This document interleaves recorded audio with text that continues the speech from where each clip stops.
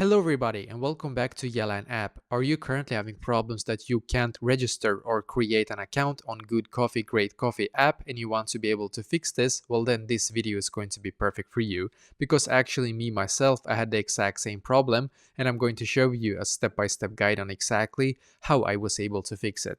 So basically what I did firstly was that I closed my Good Coffee app and instead I went into the settings app on my phone. So go into your settings app and now you should be taken to a page very similar to this.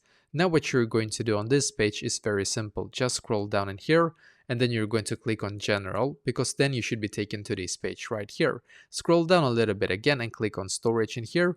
Just wait for this page to completely load in here and then what you're going to do, you're going to scroll up like this in here, then click on search in the top as you can see. So just click on search for Good Coffee in here and click on it, and then you're just going to click on Offload App. Once again, click on Offload App in here.